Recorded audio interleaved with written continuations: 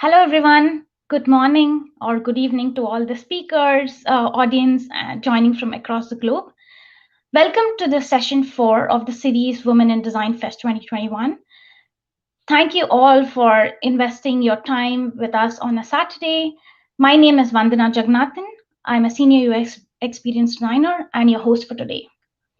I'm joining in from Toronto, Canada. Here has been a week past since our spring started. It's a slight warm air that's logged in with sunshine across, bright and greenery everywhere. If you're joining in from different parts of the globe, please feel free to add a comment in the comment section by saying hi and from where you're joining. So let everyone know and make this more an interactive forum. So the agenda for today is more like we will have 4 speakers giving talks and followed up with a panel discussion and an interactive job board session.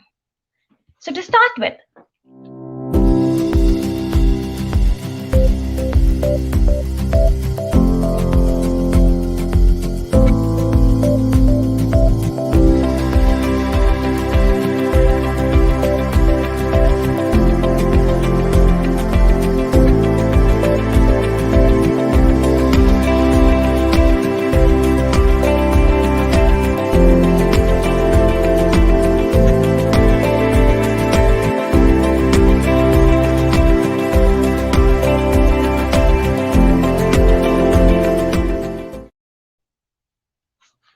welcome back.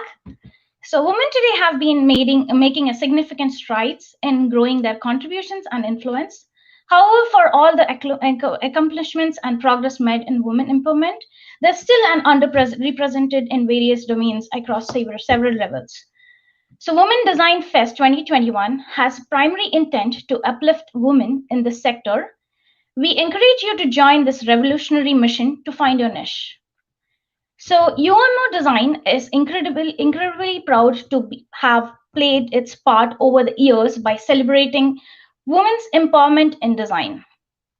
Women in Design Fest 2021 manifests our gratitude to all the women who have set a benchmark in design and related domains. Women in Design is intended to encourage, inspire, and educate 1 million women and girls to become designers by 2030. To take this moving forward, we aim to provide 150K USD scholarships to educate 100 women aspirants in design essentials and UX design via our UMO Design School this year. Apply now to join the first 100 UMO Women in Design scholarships, where 3 months of design essentials and UX course will get you certified, along with one-on-one mentorships by design leaders. Undergoing a capstone project will be a crowning achievement for culminating the integrative experience of this curriculum. We ensure 3 months of paid internship for students scoring 85% and above. And in addition to this, we'll guide you to prepare for the job fair and assist to get one. So that's mostly about our objective and the mission for today. So before we start, just a quick reminder to the audience, please feel free to post your questions on the chat or comments section. We'll try to address as many questions as possible if time permits.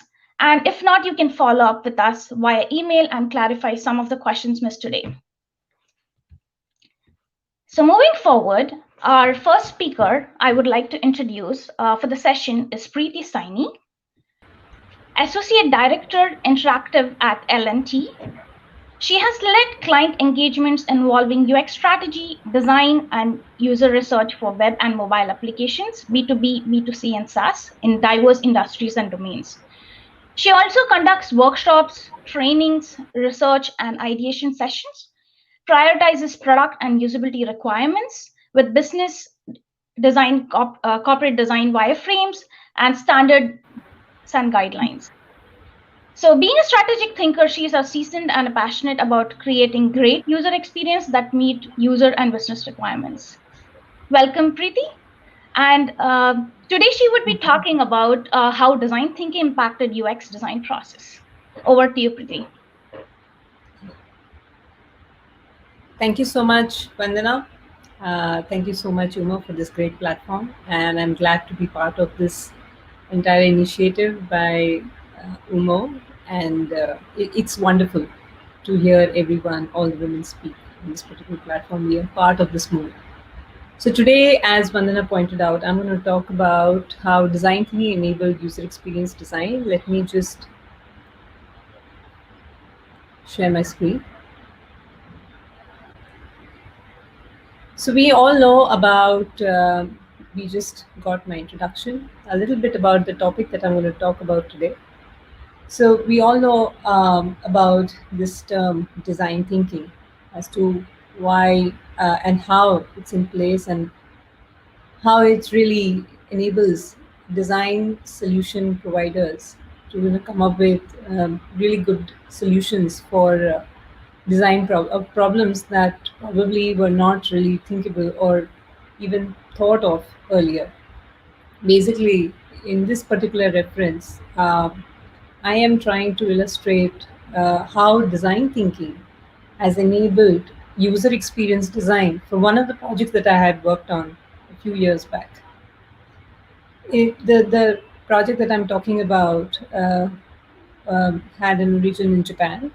So it was for Japan's tier one airlines, and the cargo booking sector of the airline had a unique problem. They had a manual process for booking cargo, and allocation of the cargo was done over the phone. And they came up with an ask that it had to be digitized. And initially, it seemed as if it's like a gold mine for user experience design. But later on, there were a lot of challenges. And today, I'm going to talk about those challenges and how the entire team, along with the stakeholders, we try to solve it using design thinking processes. So today, we are going to talk about this, how design thinking and user experience came together, and in this particular approach, how it helped the entire solution for this particular client of Japan. So moving forward, I just like to point out again, the challenges that we faced. So some of the challenges were to digitize, although the ask was to digitize the entire manual process, but the challenge was that it had to match the speed of booking, which was done manually. And at that point of time, manual booking just took 3 to 15 minutes. And the kind of business rules that came into play, it seemed difficult to go through all the business rules, go through all the mandatory options and mandatory selections, and then create a booking in that stipulated time digitally. The other challenge was that most of the cargo bookers or the agents that we call as users, they were so used to picking up the phone and booking over the phone, booking their cargo over the phone. For them to get used to booking over a laptop or a desktop, it seemed very challenging. So we had to make sure that the adoption rate to the digital platform was 100%. The other challenge was the language. So while it had to be, multilingual, and we had options of adding in more languages later on. But to start with, we had to make sure that it supported English and Japanese. And there itself, uh, it, it, it was a tough job to make sure that the Japanese characters, first of all, in size, match the English ones. And then, meaning wise as well, the translation had to match the English ones, and the vice versa as well. So, all these challenges, we try to study them. And then the usual way of going through the entire user experience process, design process, did not seem to fulfill the requirements of creating a solution. So what we did was we brainstormed a bit, and at that time we came to know about design thinking. So we studied the entire process, and we realized that this is something that can help us, if both these processes were merged together. So what we did was we had an initial um, workshop. We planned this entire thing with the business analysts, and this means first, because it was an unknown business area for us. We had to understand, and we had to learn the domain language. We had to learn the domain um, entire terminology as well, where we had to understand the business processes and what kind of terminology is used where, etc. We underwent a lot of trainings for that. And based on that, we realized that if we try and have a workshop together with everybody in the same room, just like a war room, it would help us get somewhere in terms of understanding the users, that is the agents, and uh, try and create a solution for them, at least in, just to understand and try in the initial stages. The other challenge was because the client was at Japan. They were, at that point of time, it seemed difficult for them to come over. So we thought we'll get a little bit prepared and then go and meet them. While design thinking, it focuses on, identifying user problems by going through the business processes and also going through the user needs. We tried to apply those principles in the week-long workshop that we had. So the idea was to merge or the processes of design thinking user experience to understand the user first, because the biggest challenge was that we did not have access to the users. So I will just take you through our approach now. What exactly went in, to get this working. We started off with a series of workshops, with first sitting down with our technical team and the business analysts to understand the users, the personas, basically. Since there were so many user groups involved in the entire booking process, and they were of different revenue sizes, they had different business rules. It almost seemed like a white label product, which would have to be customized for each and every enterprise. But at the same time, it wasn't a white label product. It had to cater to all the agents, big, medium, small, and at the same time, apply all those business engine rules. So in short, basically, it was an enterprise application, but it had to cater to all different types of user groups. So it was a big task. We didn't really get to know all about our users. We had gaps. We created a lot of sheets of the different user groups and personas, and we had question marks over them.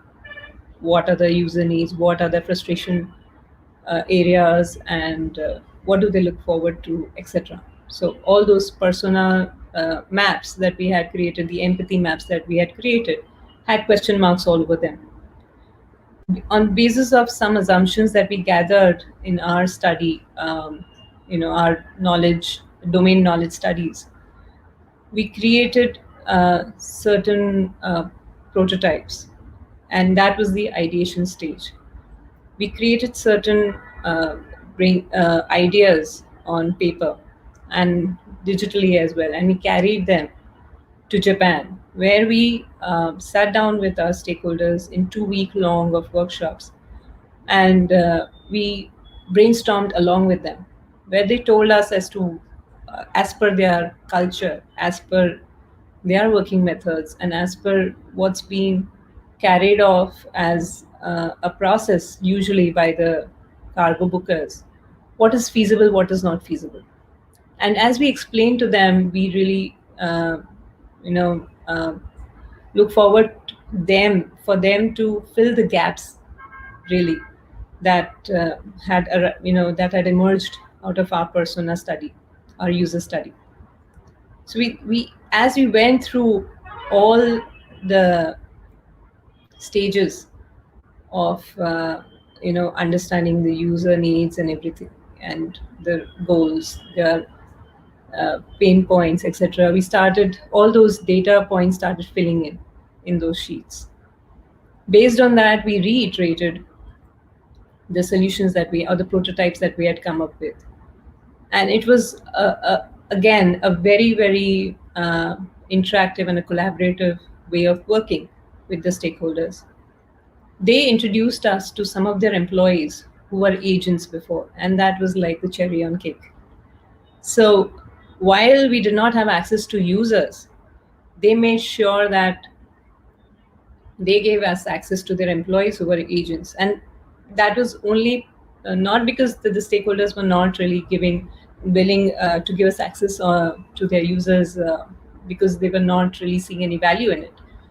It had legal and other complications, copyright issues, and that's the reason why we had to resort to this way of interacting with our users. So their agents, basically the employees were former agents, and they were from different backgrounds. They were from different size of companies and organizations, which fitted well into our user group study. Hence, when we interviewed them, we got to know their pain points, we got to know their requirements. All those blank spaces of a solution also started filling in. The same week, we also came up with our information architecture, and we also migrated to the next stage, which was prototyping and then testing it with the users. So if you go to see, we actually followed the design thinking process where we were coming up with solutions, prototyping, testing it, again prototyping, testing it, and then eventually our final solution emerged. So this entire process took a long time. It actually took 6 to 7 weeks, starting from India, and then we went to Japan to finish this process. So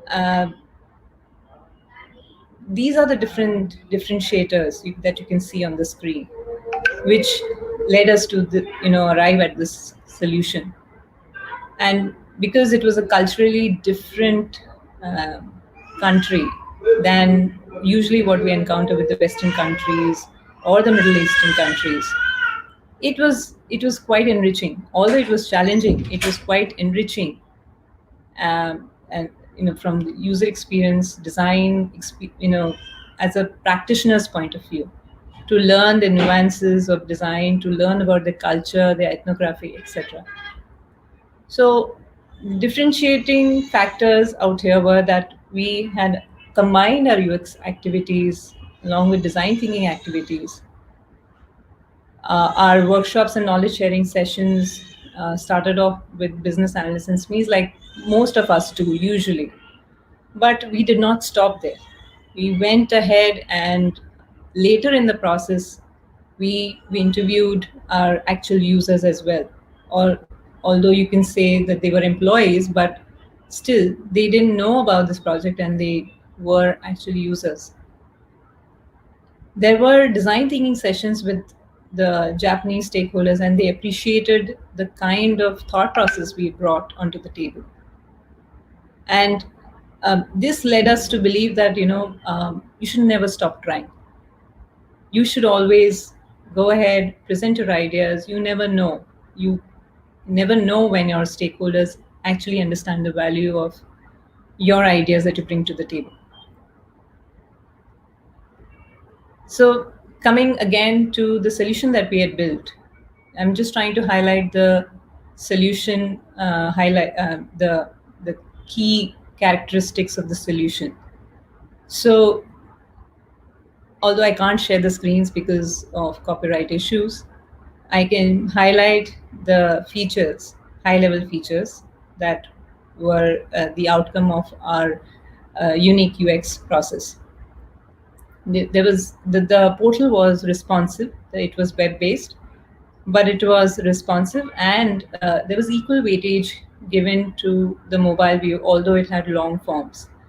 Our challenge was to really design for the mobile view, because from our studies we realized that the mobile device was the easiest for them to reach out to while booking their cargo.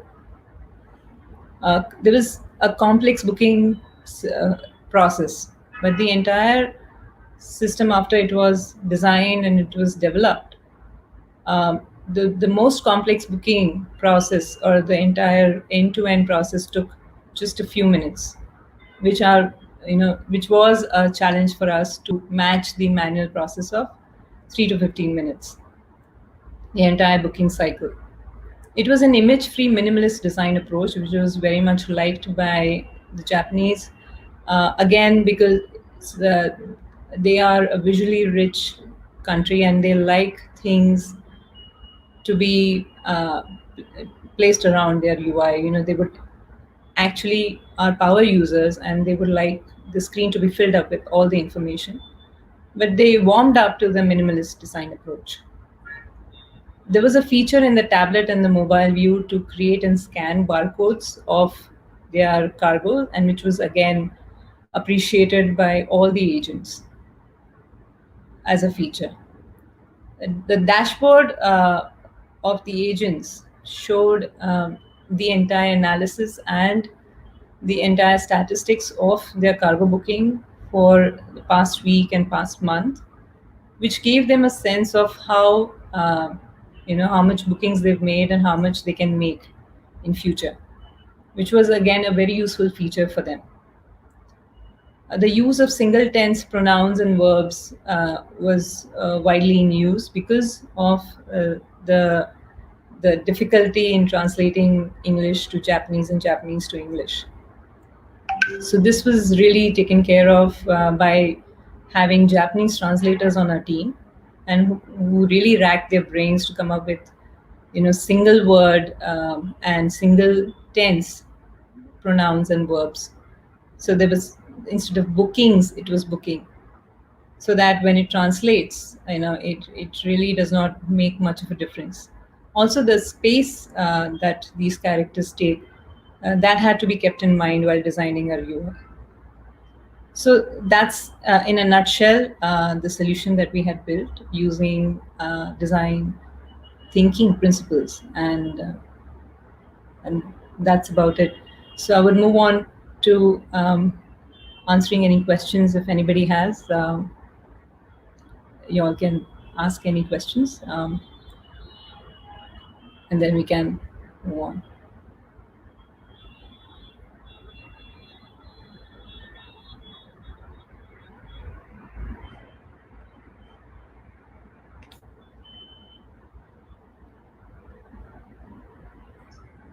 Any questions, guys? Hello, Yes. can you hear me? Yes, I can hear you. Okay, sorry. I guess like previously, I I guess like my voice was not heard clearly. Okay. No problem. Thank you. Thank you, Preeti, for like going over an amazing presentation and sharing some of the design process and methodologies that the team can like take it forward. So I have one question to follow up. How do you work with engineers and like engage them in this creative side of things? So when are they involved in this design thinking process? So they are involved right from the start, all the engineers. So in all the recent most projects, what we had done was we involve everybody right from the start, where we get the requirements from our own team, and then we get into a call with the stakeholders. There's everybody. There's the visual designer who's supposed to design the experience. There is the engineer, there's a technical architect, there are copywriters. So everybody is involved in this um from day one, because we saw the value if everybody's there. The brainstorming sessions that we have later on, everybody comes up with their own ideas, and that really adds to the team building spirit, as well as coming up with ideas for the solutions, however small or however stupid it may seem to be. But later on, it just adds value when you go to the client and say that this is what we've been thinking, and this is what we have been brainstorming about, and maybe this seems to be a logical solution. And you never know where the client would just turn around and say, hey, I like your team spirit, and hey, I like your ideas. So it's always good to have everybody in the team facing the client right from day one. Thank you. We have another question from the audience. So, commercial Japanese interfaces usually look quite clunky due to Yes. character-heavy nature of the Japanese language. How did you solve that issue and create a minimalistic design? So actually, the very nature of this particular project helped us solve that issue, because there were so many business rules. Again, there were so many fields to be entered. There were so many permutation combinations that the stakeholders realized that we had to keep this really simple, so that it's easier for the agents to book and just to concentrate on the booking process rather than the other things. And hence they agreed that we should have just one word instead of the entire sentence when English gets translated to Japanese. So when they saw this entire thing being prototyped, and we had done this using Azure, where we created an actual simulation of the application, it was that detailed. They saw how it looks like after translation, and that's when they came on board to the minimalist approach. Thank you, Preeti. I'm sure audience will surely take a lot of learnings from there. Thank you so Thank you much. again for no problem. Thank you again for answering all the questions and giving us a great presentation. It's a pleasure to have you here. Thank you so much. So for the next talk, we have another speaker. She is Sabhyata Jain, UX designer at Microsoft India. She's an IT graduate, currently working as a UX designer at Microsoft. Her work aims to cover intersection between storytelling, design, and technology. And she would be sharing with us today, knowing yourself through charts. Over to you, Sabhyata. Welcome. Thanks a lot. Thanks a lot for that, Vanna. Hi, everyone. It's great. Honestly, it was so great to be followed by Preeti before me, and I hope all of you great. So we'll begin now. Let me just give me a second. I'm wondering. Yeah. So, yeah, the topic that I'll be talking about today is Know Yourself Through Charts. And I'm really thankful for this opportunity. And while I was thinking of what I want to speak about, I came up with a couple of ideas that, should I talk about the projects I'm working on? Should I talk about, like, some of my learnings? And I realized, I love data visualization, I love design. And but the story that I have here is why I'm a designer, and that is, for me, was the powerful story I wanted to tell and share it across with all of you. So a little something about myself. I recently graduated from NID Ahmedabad, and I'm working as a user experience designer at Microsoft, and I work with the Windows team designing experiences for them. So today, in today's talk, we'll be covering some of the learnings that I've had since I was a child, and why I got into design, and what really has influenced my design. And it's something that's way beyond my immediate learnings. I think a lot of that learning had to do with since I was a child, and we'll be covering it in these three phases. My first phase will be my childhood and my teenagers, then we look at my student life, and then now we look at the experiences and the learnings I'm having as a working professional. So let's begin when I was a student, a little girl. one of the things when I was one of the biggest things of the learning that came to me when I was very small and has influenced how I look at design is that design solves problems, and often a lot of times design does get reduced to its aesthetics, right? But I learned very early on at the age of 3 4 that how design can solve problem, how it can enhance not just the experience but maybe be a medium to problem solving. And the various disciplines that design offers, be it graphic design, industrial design, user experience, are just tools to enable those solutions. Um, and the story for that is when I was young, I would often get confused between letter forms. So across English and Hindi, I would get confused between similar looking letter forms, and I would either make them upside down or reverse. Or when I was writing the word was, I would write it as saw. And one of the teachers who was teaching me noticed this. My class teacher noticed this, and she called my parents and she said that, Sabada seems to get all these spellings wrong, and I don't understand why she gets it, but there's a pattern that I've noticed there. And the pattern is that, she reverses these words, she makes them upside down. She's writing great stuff, but it's this spellings that she gets wrong. She's doing the addition right, but the final answer, she flips it. And I don't know why it's happening, and maybe let's talk to her. And she talked to me and she realized that, I would get confused between these very specific letter forms. I would get confused between ma and no, or b or d from some of the examples. And she knew I loved drawing. I had an affinity for colors. My study books, my mathematics book, would often at the corners be filled with like scribbles I would make. And she decided to teach me and help overcome this challenge that I was having through drawing and through visuals and through design, I believe. She told me that next time you make a mer, if you just add a smile and an eye to it, you know what? It looks like a fish. And in Hindi, mer se machli, which means a fish. And if you look at the letter form na, if you just make water running down it, it looks like a tap. And na se nal, which translates to a tap in Hindi. And if you next time you get confused between capital B and capital D, remember that B stands for baby. And that means it has a little stomach inside which there can be baby, and D stands for dad, and as dads cannot have baby, cisgender men cannot have baby, that's what it stands for. And it was these little things she did, and he realized that I used to get confused between these letter forms, and now every time I would make them, I would imagine that, what does a fish look like? Because I had a higher visual IQ, and I would make a fish, and then I would never get these letter forms wrong. And for me, this onsetted what I would say the design helps us solve solution. The second thing and the second learning that I had in my teenage was always remember to look at problems before you jump into the solution.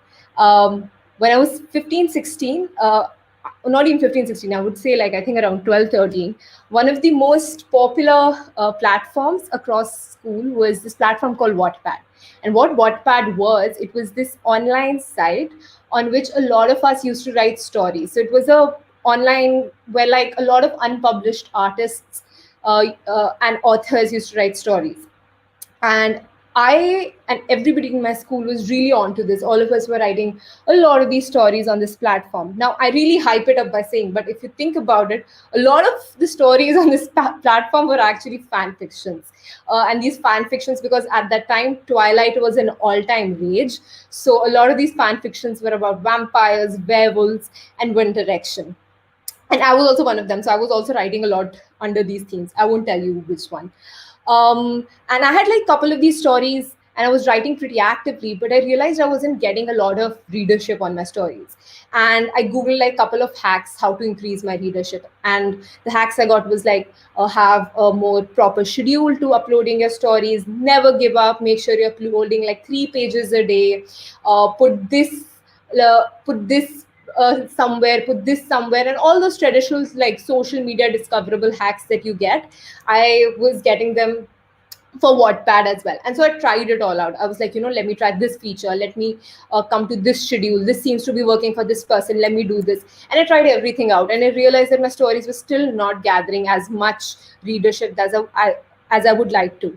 So what I did was, at that point, there was nothing such as insights or analytics that used to exist now, which exists in social media for us to see. For example, in Instagram, if you're a creator, you can see insights. Back then on Wattpad, and I don't think still currently, it was something that was there. But what we could do, what we could see was, we could see for each page or each chapter how many people were reading it. And what I did was, I took those numbers and I mapped them. So what I did was, for the number of clicks that I was getting on my story, number of clicks that I was getting on my story, and then I mapped it to like the second page, the third page, the fourth page, the fifth page. And I realized that there was something weird happening. A lot of people were clicking on the story, but as the story was progressing, there was a sudden fall, and the numbers were massive. Like the number of people who were clicking versus the ones who were dropping immediately post like one page was, I just could not grasp it why it was happening.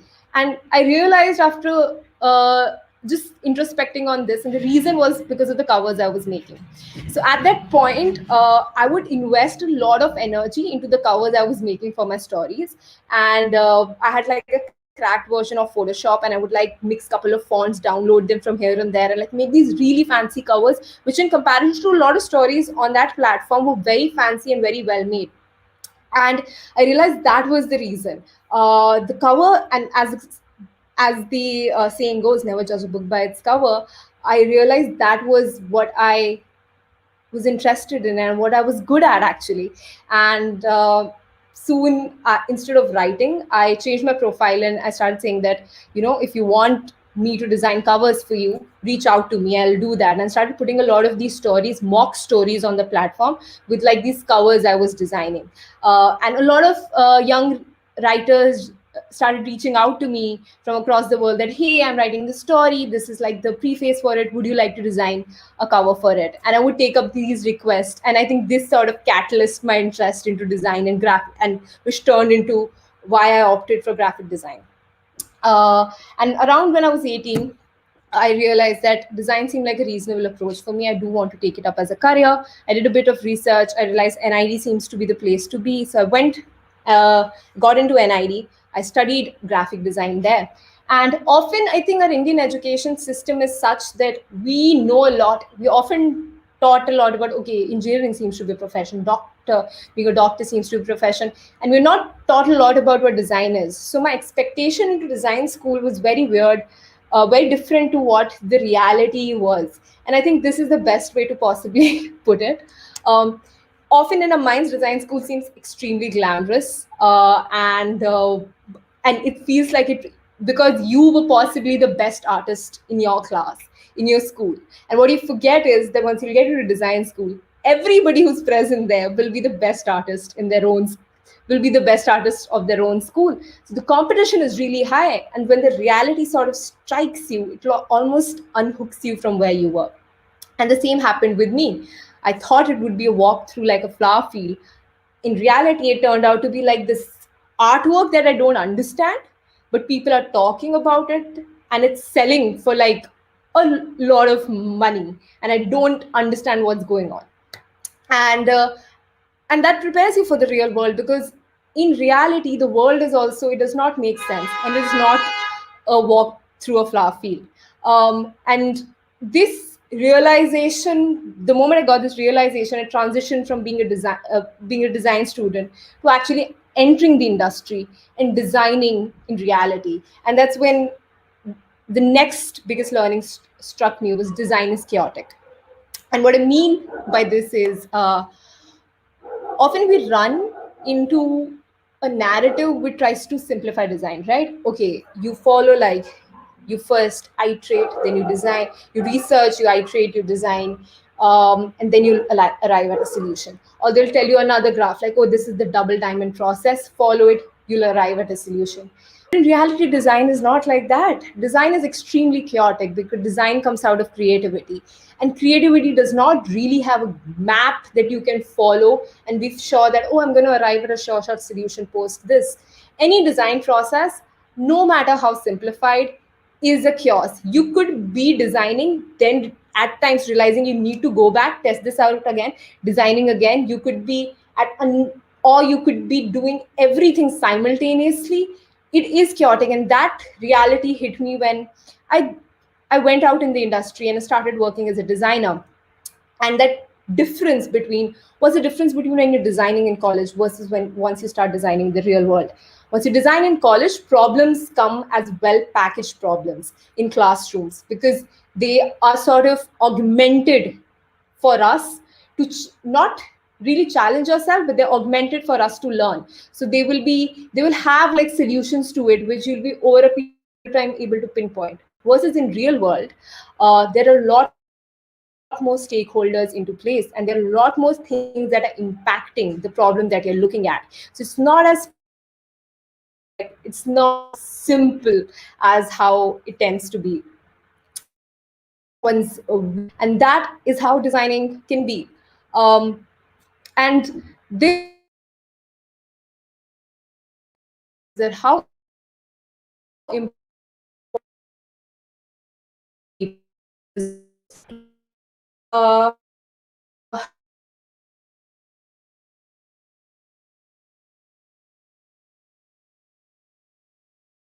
put it out there, and it could be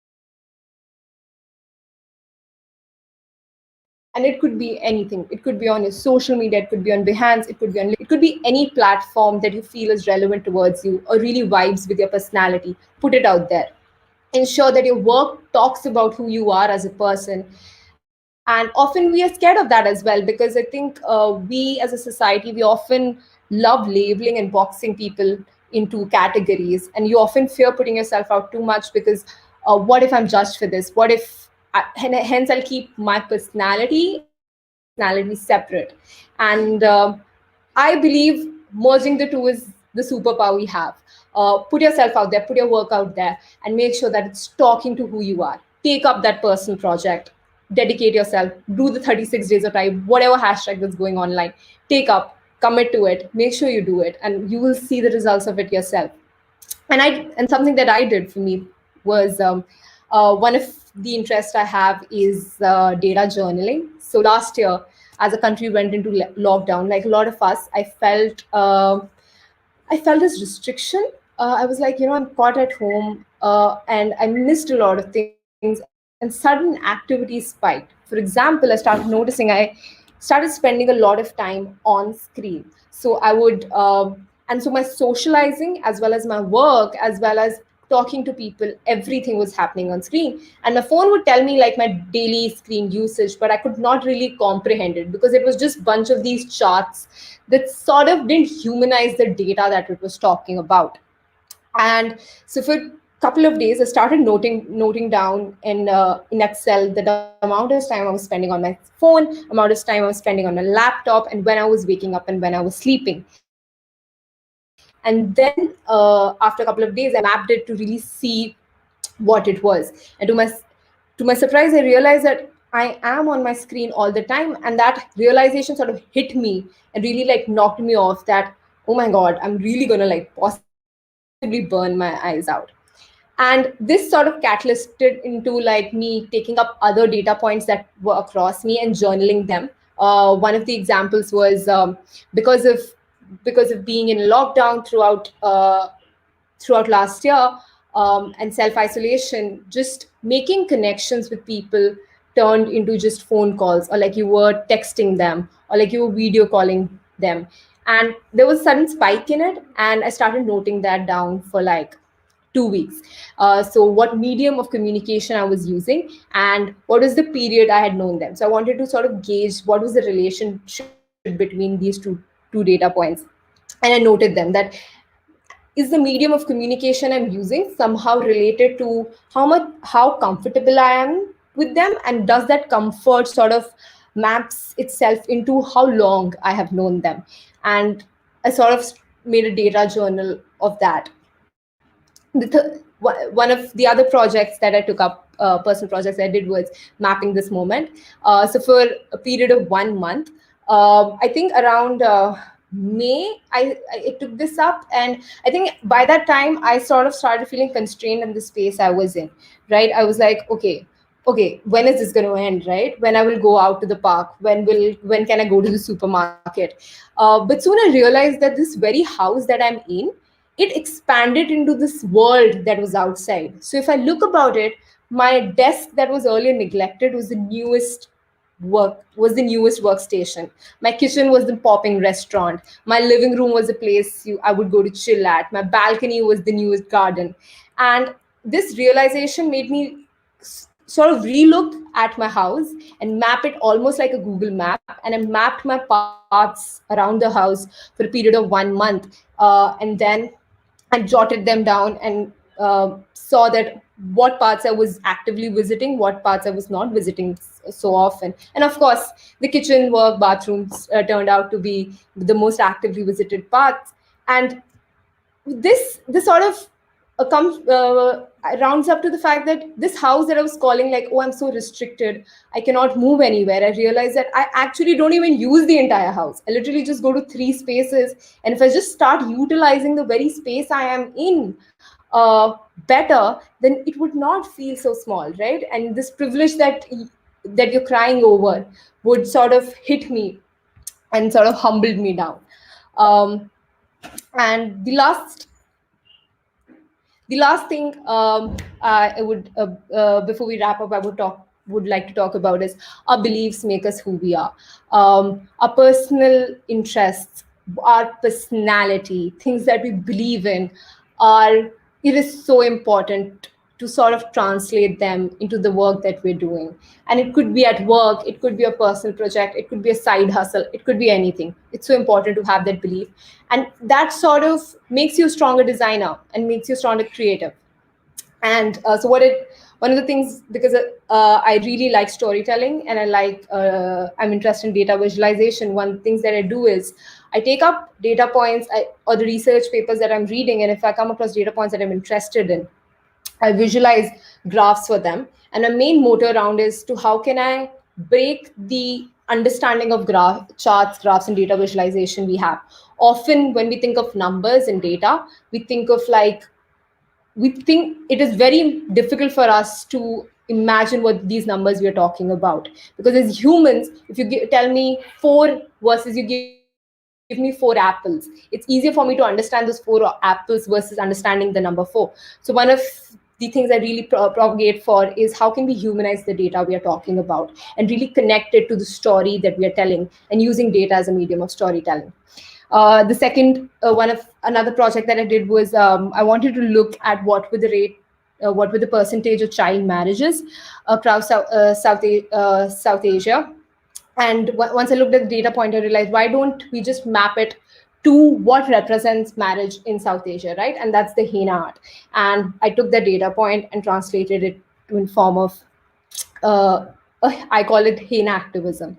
And yeah, sometimes also talk about funny stuff. Not all the time stuff is that serious. Sometimes I just talk about me being in my 20s and the worries worries I'm going through, and I put them across in a chart, in a pie chart as well. And I think this is the only pie chart that sort of makes sense. Otherwise, I'm not that fond of pie charts.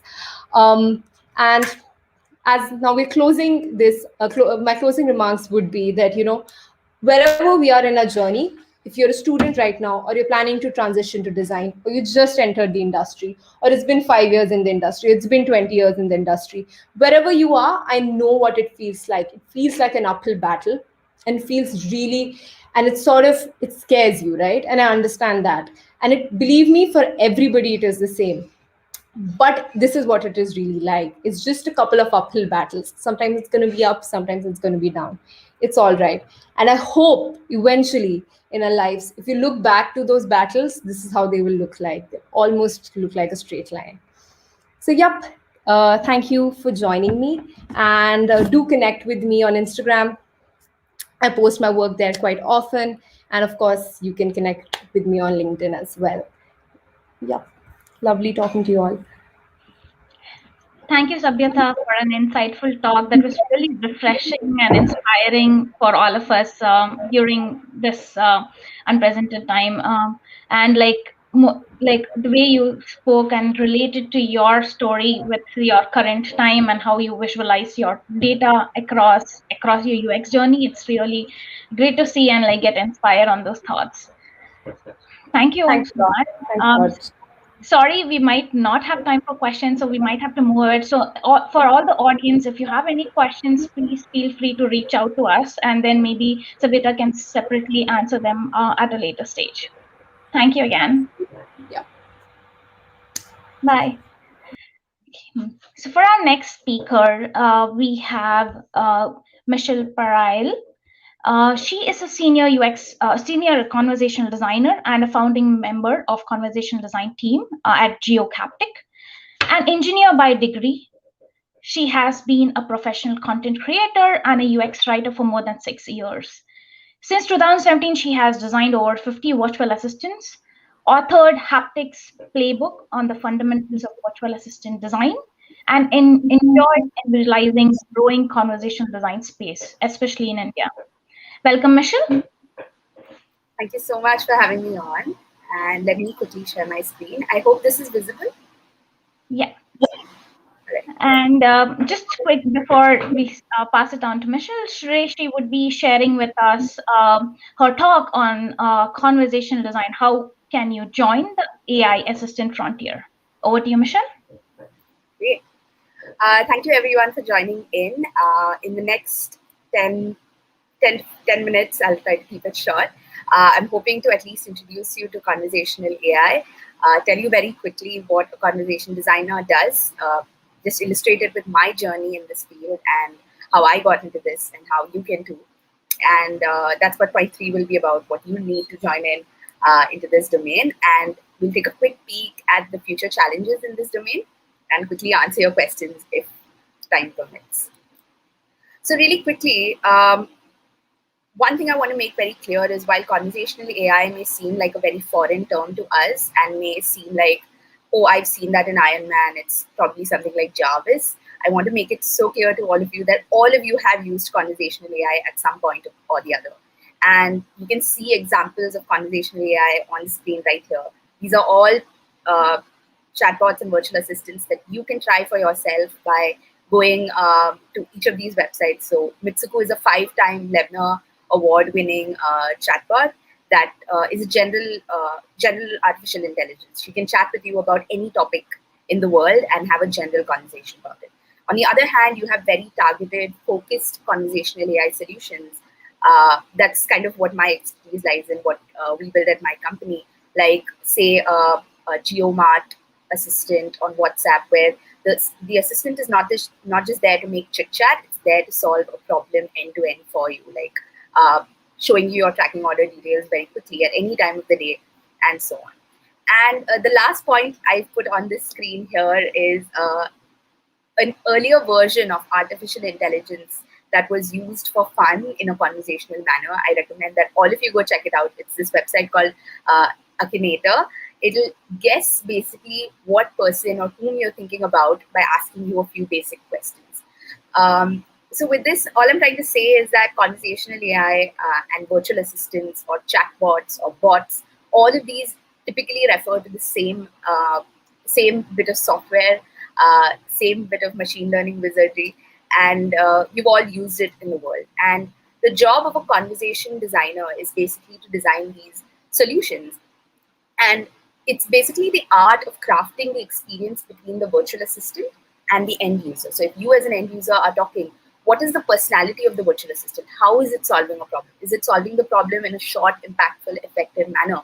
That is what a conversation designer is really responsible for. And the conversation designer is primarily responsible for 3 things the way I see it. Number 1 is keeping the conversation engaging. Are you having fun while talking to this chatbot? Is it feeling like a personal assistant that solves a problem for you in a human manner? That is number 1. The second is it really impactful? Is the conversation with this virtual assistant going around in circles, or is it actually solving the problem for you better, or at least at the same level that a human being would be able to solve this problem? And thirdly, when you're talking to an assistant, is it really matching the voice of the brand that it represents, or is it matching the personality of the virtual assistant that it is supposed to have? So all of these three things are basically the domain of a conversation designer. And let me quickly tell you a story about how I got into this space. So 4 years ago, I was looking for a job as a writer somewhere in the technology space, and I'm an engineer by degree, and I really wanted something that would use both aspects of my studies and my interest, which was writing. And I ended up applying to Haptic at that point, which was just making its turn into enterprise B2B virtual assistant. It was just making its turn into the enterprise space. And I got hired as a writer, and I came on and we started designing virtual assistants basically on spreadsheets, because we didn't have a playbook or a set design structure back then. And we didn't even have the term conversation designer. And we coined that by looking at what the rest of the world was doing and what really this art and the science means. So that's where the term conversation designer came into play. We now have 5 full-time conversation designers from that one person who was a content writer. And all I can say is that it's such a wonderful, inclusive, engaging community that designs assistants for all sorts of purposes around the globe. So that's what conversation design really is. And if I had to practically, in a second, give you a quick idea of what a conversation designer does to help you visualize this, as you can see on screen, it's an FAQ page. It's an FAQ page on the Tata Mutual Fund website. You can see that it's long. It seems to be boring. There's lots of text. And if you are an investor or a person who wanted to learn about investments, this can just seem so intimidating and so tedious to go through. And as a conversation designer, when we receive a problem statement like this, make a virtual assistant for a Tata Mutual Fund website, what you would do is take this corpus of knowledge really and convert it into this conversational experience that starts from, say, a bot prompt on a website. That's one way of initiating a chat, to then making it a step-by-step conversational process. It instead of dumping a bunch of knowledge in your face through a PDF that just tells you this is how the process for signing up for a mutual fund is like, why not break it down into a step-by-step journey that asks you first, hey, do you have a KYC? Has your KYC been done already? Do you have an account? And making that process so much more conversational, engaging, and personal and fun. That's really what a conversation designer does. And I also very quickly want to touch upon how what this skill set would practically look like. Because as user experience designers, and I know that there are several designers attending today, you're probably used to being told exactly what skill set is required. And in all my experience, I have found that conversation designers really come from all sorts of different fields in the most unexpected ways. You could be a comedian somewhere in New York City, and you could be a conversation designer, but at the same time, you could just be a linguist somewhere based in India. And all of these skill sets really come together. And on a day-to-day basis, I'm often asked, hey, what is it that you do? What is the work and what is the skill set that you require? And you can see on screen right now, these 4 primary roles are what I would encapsulate into a conversation designer role. Really. So you have copywriting. At its core, conversation design is writing and crafting content and copies that will really lead to an end result. So copywriting, definitely number one. If you're not a copywriter or you don't have at least sufficient writing skills, what would happen is that your copy would end up being flat and wouldn't really give you that personality that you're looking for. But at the same time, if you just tell a copywriter to review all of the copies only without looking at the overarching user experience design, you're going to have copy in chunks that's very good, but your ultimate user experience when a person starts from the beginning of a conversation to the end is not going to come cohesively together. And we found that actually at the beginning, a copywriter was just responsible for reviewing copies, but we found that marrying UX design and copywriting was so necessary to have an end user experience that just made so much sense. And along with this, you also have a need to be a slight linguist or an AI trainer. I don't worry about the terms. An AI trainer really, or a linguist, you need those skills because a chatbot needs to understand the difference between I want to learn about mutual funds and I want to buy mutual funds. If you really think about the syntax and the framing of those two sentences, I want to buy mutual funds and I want to learn about mutual funds, the readiness of the end user is very different. A person who's saying, I want to learn about mutual funds is more interested in exploring mutual funds. They would probably be interested in seeing the types of mutual funds, being given a little bit more of general knowledge around mutual funds, and then being driven into the goal. Whereas someone who says, I want to buy mutual funds is such a direct call to action, so that it means that that person does not need to be shown a bunch of general information about mutual funds. So a little bit of understanding of what the sentence means and an intent, that's what an utterance is called. That is necessary to train a bot correctly. And lastly, when you are asked to design a product, a virtual assistant, it's a product at the end of the day. So you need to have the skills like being able to identify what are the right features to put in, all of what are the right things to keep out of the design, what is the scope of the design, being able to guide if you're designing for a client, being able to be able to guide that client that, hey, this is what we should do at stage 1 and stage 2, and these are the features. All of the learnings from product design, that's what comes in the conversation design skill set. All right, so that's what I would like to say about the skill set. And if you have some inkling of at least the basics of these, I would say go for it. Start creating a portfolio, explore the field, because there are so many free platforms like Rasa and Lex and so many different platforms out there that you can just go and create a chatbot and then put that on your portfolio. So it's definitely a field that you should explore if you're interested in this space. Very quickly, I wanted to show you, this is an overview of the design process. I'm not going to explain this, but at the end of 4 years of having design chatbots, our team has settled, actually roughly around the midway mark, we settled on a clear design process. You prepare, design, review, and soft launch. And while steps 1, 2, 3 are pretty common to most design processes, soft launch and doing a test or Wizard of Oz testing and focus groups is so important for a virtual assistant, because it is not like any usual GUI-based product that you just put out there because the fundamentals are understood. That's not the case with a virtual assistant. A virtual assistant is an ever-evolving product. You can never let it go. And you can grow it from being a 5-year-old to being a 30-year-old virtual assistant. It's such an it's like you're training a person to be able to be the best customer support agent there is. So that's primarily what I wanted to show you with this design process overview. And then lastly, here are some future challenges that we've been facing in the conversation design space that you may be interested in solving if you decide to join this. So you have understanding emotion and nuances. Obviously, chatbots are not trained since birth like humans are to understand the nuances of language. We very easily understand emotional changes and small changes in the wording of a sentence, like, oh, that's such a stupidly smart thing to do. A chatbot would probably be confused because stupid and smart mean opposite things when you hear it. But a human is easily able to tackle that. Secondly, in India, being a land of over 1 billion people, we know that the diaspora is so vast. People speak so many different languages. People chat in mixed languages. We don't have much discipline when it comes to the written word.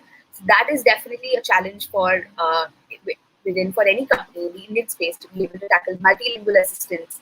And you must know that all of our grandmothers are on WhatsApp. So yeah, it's such an important and interesting challenge in the space, and one that we are trying to fix. Third is context-based transitions. So if a person quickly says, we first show them a set of products in chat, and later they refer back to it by saying, I'm actually talking about the first one or the second one. A chatbot finds it so difficult to remember what the first or second one was, but for a human being, that is so easy because we maintain context to a certain level.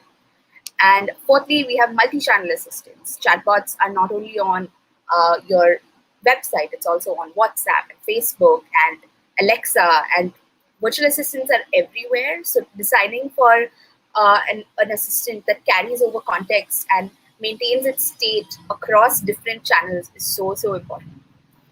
And lastly, being able to design for scale.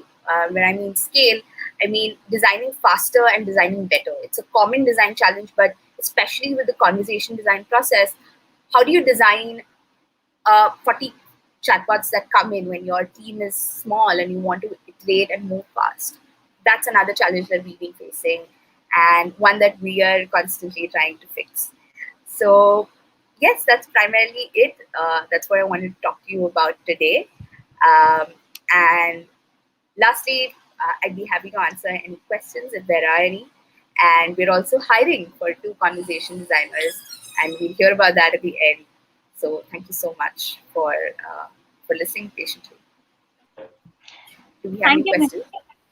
Thank you, Michelle, for an insightful talk and sharing your thoughts on conversational design, and for the designers who are evolving in this career or wanting to look forward on like some of the processes that they need to adapt. It's really great to see that, and like very inspiring for them to like grow in their field. So I have one question from the audience, which I would like to ask. So Sam is asking, virtual assistant seems to prohibit free form discovery of data, like scrolling through pages, and is more intent driven. Do you have any thoughts on that? Sure. Actually, I've heard people argue on the other side of this same argument that chatbots are prohibitive, because what's more freeing for you, being able to talk to a virtual assistant about any topic, or is it more freeing to have to click on certain things on a website? Naturally, a lot of people would say, yeah, if I'm able to just talk about any topic in the universe, that's so much more free form. That encourages so much more discovery. But I think the underlying aspect of Sam's question is it's very intent driven, and they seem to be very. If a chatbot can understand certain things, it can. Otherwise, it can't. And yes, I agree. The technology is growing, so there are bots are bad. So many bad bots out there, and while I can't say sorry on behalf of everybody, I would say that the technology is growing, and maybe one day we'll reach where Jarvis is. But these small steps are what lead to bigger leaps in technology. So be patient, join the conversation design revolution, and maybe you can help improve it. Yes, there's also one more follow-up on Sam's question. What are the real-world statistics for people abandoning virtual assistant versus fulfilling their needs with the assistant itself? Good question. Good question. So I can tell you about India's most successful implementation till date. It is the COVID WhatsApp helpline put out by the government of India. 25, 30 plus million users have used it. And it is an example of conversational AI. And we can't say that this technology is not working if 25 million people are using it to get some form of information. It may not be magical information. It still may be very static information that you're getting, but it's still a use of this technology. So it varies, depends on the product, and depends on who's using it and where it is set up. You may have a very unsuccessful chatbot with 3 users, but you have products at the other end of the spectrum. Thank you, Michelle. I'm sure audience will surely take the learnings from here. So we might have to move on further to the next talk. So thank you again, Michelle, for sharing your insights and helping the young bright minds venture out in the career of your conversational design. Thank you again. You're welcome. I'll answer questions in chat, so we'll keep them coming. Yeah. Oh, yeah. Please feel free to add questions and then follow up with us later stage, or with Michelle with the email or the link she shared on the screen, and then you can get your questions answered. Thank you. So moving on to next, we have our next speaker from India. She is Nitya Kumar, Head of Design at Link India. She has done her master's in product design systems, service system design at Politecnico di Milano, Italy. She has been working with startups, corporates, and government agencies on innovation strategy, new product development, and service design. So welcome, Nitya. Hi, Vandana. Hi, everyone. She would be sharing with us a small talk on Start Small. jump ship or go all in. So navigating more the world of work and some highlights that she would be sharing further in our talk. Thank you so much, Over. Vandana. Just share my screen. Okay.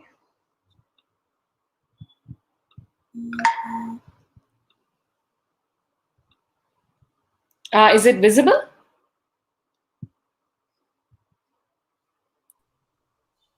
Yes, we can see it. Yeah. Great. So, hi everyone. It's really nice to be here. Today, my topic is about navigating a design career in design. I know there are a lot of people who are already designers, starting out, or already quite gone all in. So, this is something that I've put together, in my learnings of how design has treated me and how I got into a lot of things. And so hope it brings some insights to all people who are in any level of design career. A little bit about me. I think Vandana already introduced me, but a quick thing that I work at Link, and as she said, I have had the opportunity to work with a lot of different kind of organizations, small organizations, very large organizations, government agencies, educational institutes, and individuals.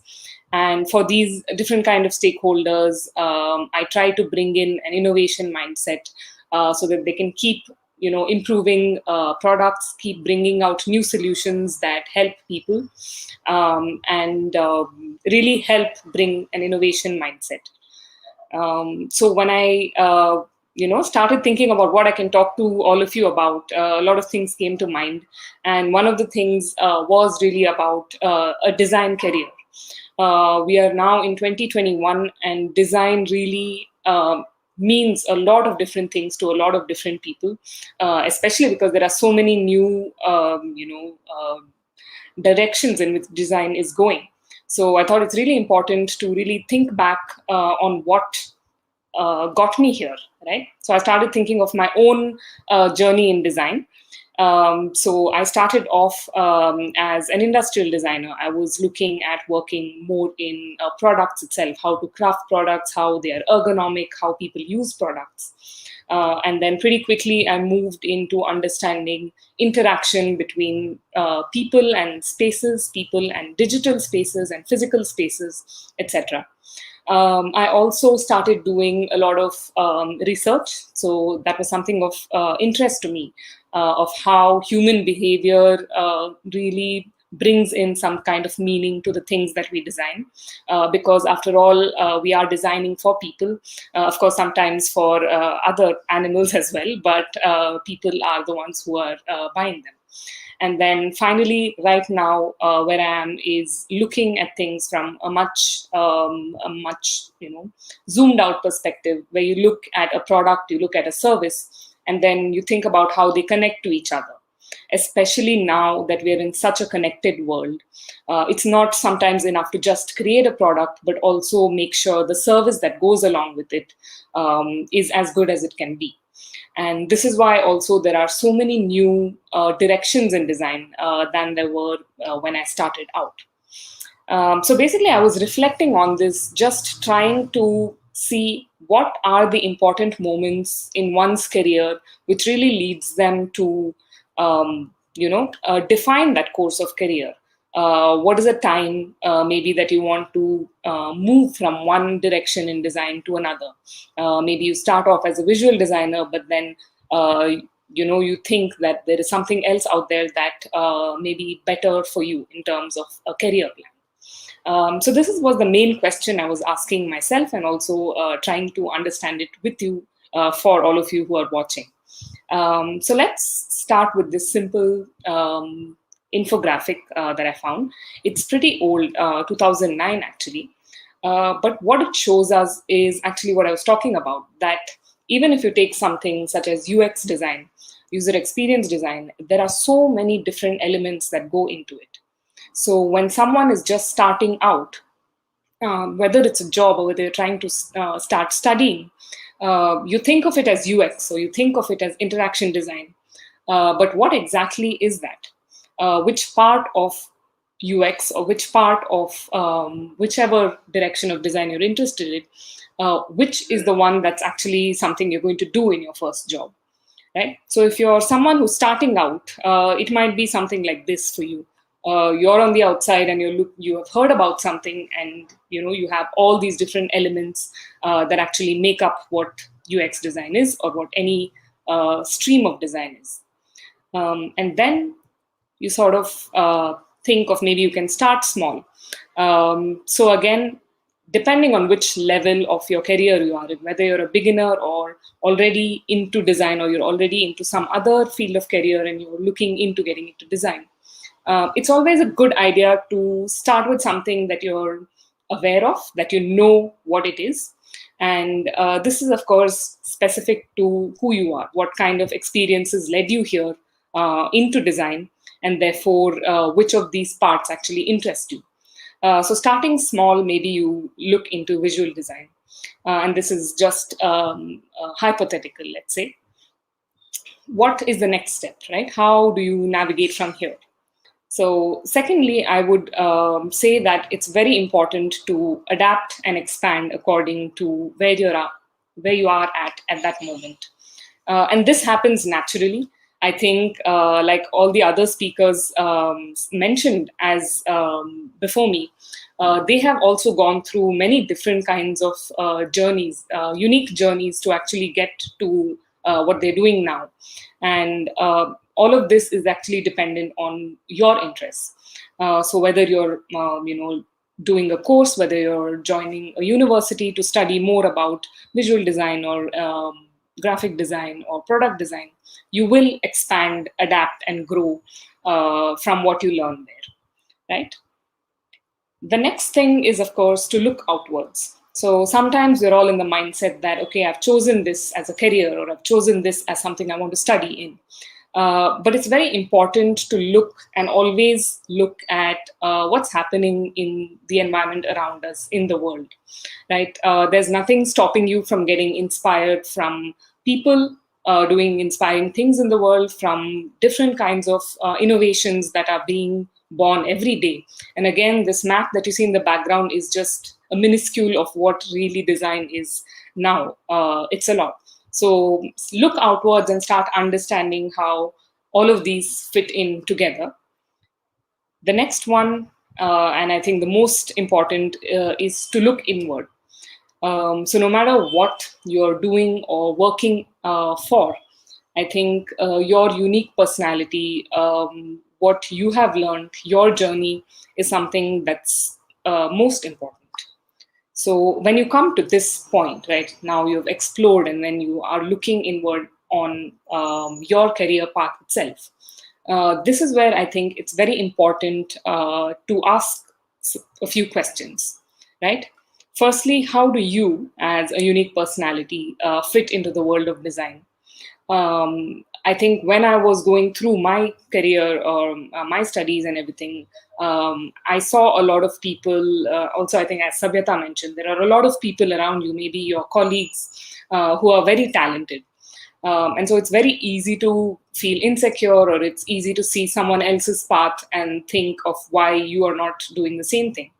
And I think it's very simple, that you have to find what your fit in this world is, and that is specifically dependent on your own personality and your own unique self. So in order to answer this question, how do you find your fit? I've put together a few other sentences or questions you can ask yourself while you come to this point of reflection. So firstly, it's, what are my unique talents? This is something most people may not be very comfortable also thinking. Maybe you are interested in something, but you don't know whether you're talented in it. But it's something you need to know about yourself. Look at what you're good at. Maybe writing is not part of your job description or what you're doing at university, but it comes naturally to you and you are able to convey your stories through that. So that would become a talent that you have that's maybe not even connected to your job. Second one is, what kind of job will help utilize these talents? So you say you come up with a list of things that you think you're good at or you think you're interested in. And there are so many different types of jobs. Again, like that image showed in the beginning, UX has a lot of different things going around in it. Similarly, for all the disciplines. So what kind of job will help you utilize it? Visualize it, for example. Would you like to be your own boss? Would you like to help solve problems or help find problems? Are you better at storytelling? So you really want to advocate for something and find a job, or even find a passion that will help you use these talents. The next one is which areas you want to be better at. I think in the spirit of always continuing to learn and continuing to expand what you know about this world of design, it's always good to also have some goals of what you want to be better at for your next step. And then your personality. And I think Sabhyata mentioned this as well, and I was nodding in agreement. Your personality traits. Each person is different. You can be an introvert, you can be an extrovert. You might be very good at storytelling, and or you might be a people's person. And these kind of things really, really define, what the work you're doing. It should complement it. You should not feel like the work you're doing is something that is not you, and you're actually putting on a different kind of face to actually complete your job that you're doing. So make sure that your personality traits complement what you're doing. And then again, ask yourself, what is the next logical step to do this? So should I take a course in something? Should I study more? Should I find a mentor who knows more about it? Or should I continue what I'm doing because it's going well? It could be also the same thing. And finally, who or what can help me on this? And this has really helped me as well, identifying people or identifying, things, maybe platforms that can really help you on this journey. You don't have to be alone to do that. And these are these are the questions that I would put to actually reflect on where you want to go in your career.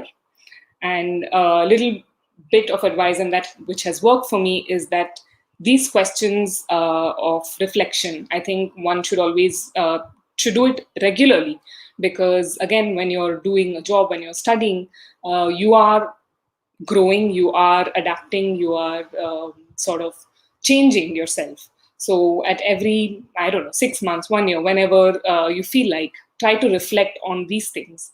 And only once you sort of understand where your place is, I think this question, the big question that I started with, which is start small, jump in, or go all in, will be very easy to answer for you, because it's meaningful to you and who you are.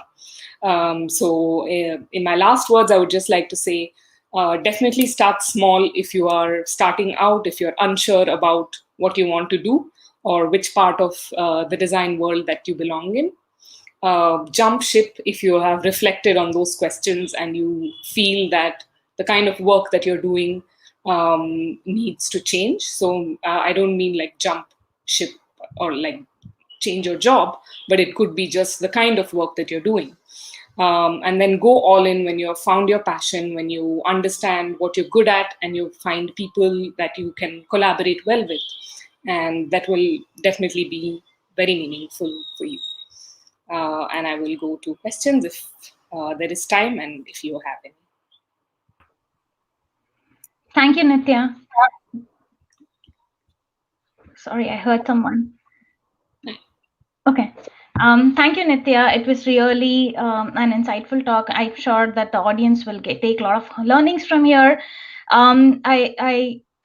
I like the way you actually helped us like navigate through this career path and sharing some of your experiences across, and how a designer venturing out in the field of design or what field they would like to pick up with, and what are the things that they need to take it further, like in terms of self-realizing, reflecting, and reacting in prospering their career, was really helpful.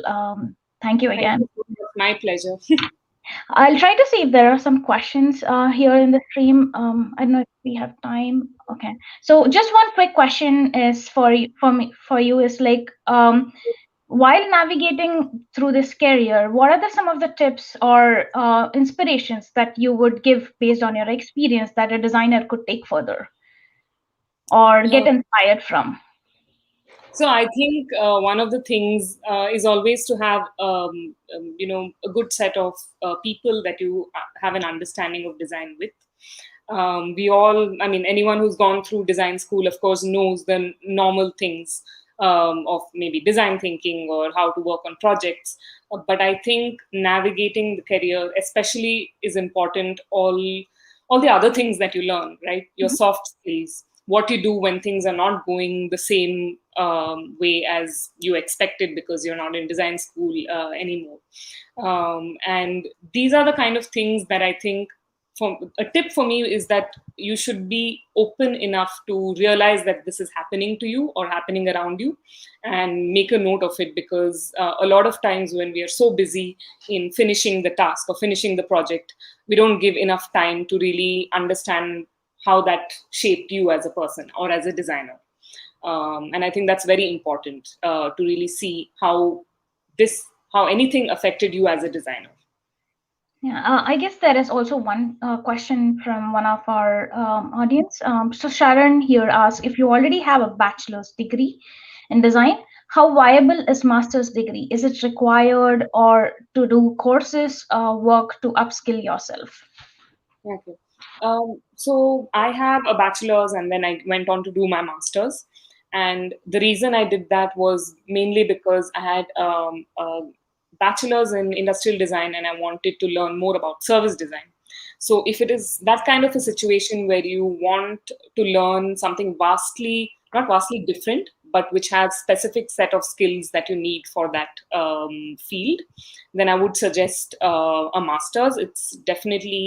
Um, uh, it's definitely very informative, and since they have a lot of practical work, you learn a lot.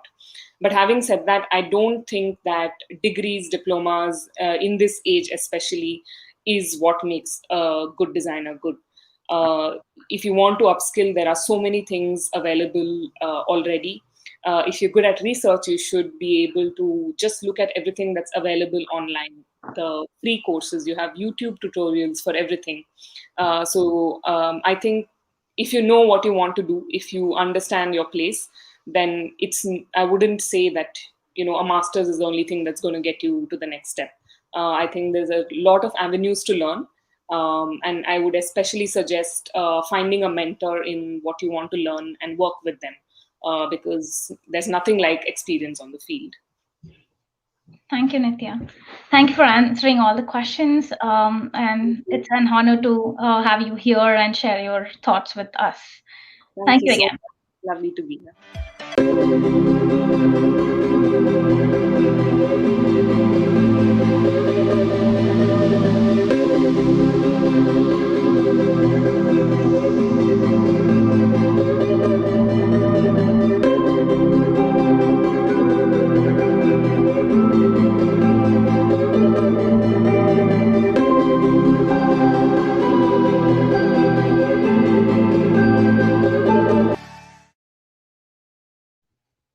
Welcome back, everyone.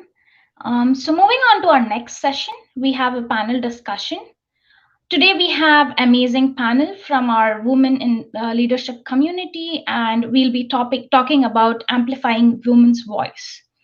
Our goal today is whatever your role is in the industry, where you come from, a new idea, fresh perspective, how can you apply this well in your current design journey, and how can you become successful in the current journey? How can women amplify their voice in the industries they are working in? So introducing the panelists for today, we have Chinmay Dumbre, head of the product at Metro Guild, India, on a mission to discover the unmet needs of the user and aligning them with product fit. She believes good design creates value for the customers in a way that creates value for the business. Welcome, Chinmay. Hey, thanks for having. You're welcome. We have our second panelist, that is Riddhi Mehta, Head of Design at Tatwik Analytics, India.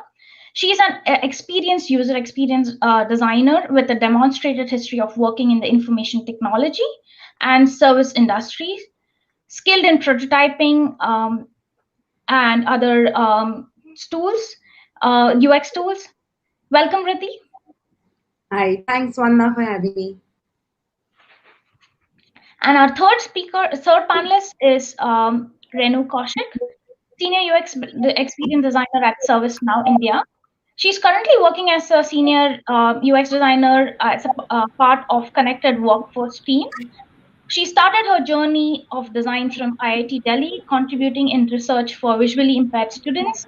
And since then, she has worked on multiple domains from retail banking to customer support and many more.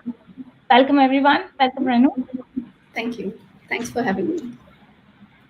So, for today's format for panel discussion, we'll be taking a few moments for yourself to introduce a bit before we start on the questions, and then we would be kickstarting the conversation with some questions, and that we will be talking about on high-level themes and trends that we should be thinking about today in the field of women in design.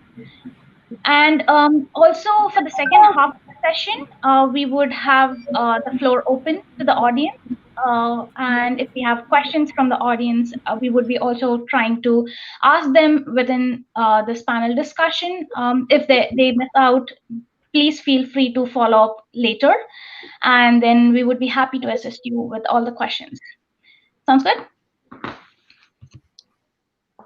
Okay. And how we would be walking around in this section, this session is I will ask each of them a question, and we'll be giving like maybe 1 to 2 minutes for you to answer them, and we'll just follow an order so that everybody has equal chance to like answer them, and we have a more interactive session on that. So moving on. So I would be asking the first question, and maybe you can start by introducing yourself and then like answer that. So our first question is like, what are some of the ways women in design are making a difference in the world? So over to you, Chinmay. Hi, Vandana. Thanks for the intro. So, a little about myself. So, I'm currently working with a startup called Metro Guild. I'm part of the leadership team over there, all things design and product. So, we are a SaaS startup. Before that, well, I'm a postgraduate from MIT Institute of Design and a graduate in zoology. So, yeah, I've changed quite a bit, and this has been an interesting journey so far. So the question that you asked, it's like a very deep one. I don't know if I can do justice in just 2 minutes, but like what women have done and or how they have made a difference is, I think it just starts with showing up. Like showing up, even though the world is generally biased towards men, not just in terms of how products and experiences are designed around you, but how people and the society looks at you. Uh, so in that case, when women are taking more part in leadership roles and in design itself, uh, that makes a huge difference in how each experience is giving meaning to a lot of people who are underrepresented in the community. Like a great example would be a company like Shopify, how they introduced illustrations to convey meaning. Like the lead designer, like many of you must know, Meg Robicon, if I'm like taking her name correctly, the way that she used design or the way the illustrations are used to uh, convey meaning for different sex, not just women, LGBTQ, or even the less fortunate people who are represented, that makes a huge difference. Even closer to home, if you take examples like Ashwini Deshpande of Elephant Design, the way that she started the company right from even educating the customers like what design is and what design can do, that I think has made a huge difference in the younger generation who come into this particular industry. Thank you, Chinmay. Over to you, Riddhi. Hi. So my name is Riddhi, and I've been leading a team of designers and other specialist roles at Tatwik for the last 4 years, wherein I've ventured into data analytics. So now I take care of UX in a way that every decision that is made to change the interface is backed by data. So it's comprehensive data analytics and design packed together. So those are the activities that I take care of.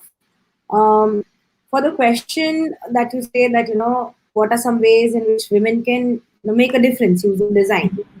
So when we look like at a female designer and a male designer, they may face the same exact problem, but they might have totally different approaches for the same totally different solutions. So what female designers bring onto the team is essentially like a fresh perspective on the thought process that can ultimately lead to making the design more accessible to everyone. So that would be how women could be making a difference in the design field. Thank you, Prati. Your Thank thoughts, Renu? Yeah. So I totally agree to both Chinmay and Riddhi. There are some great thoughts that they have put in here.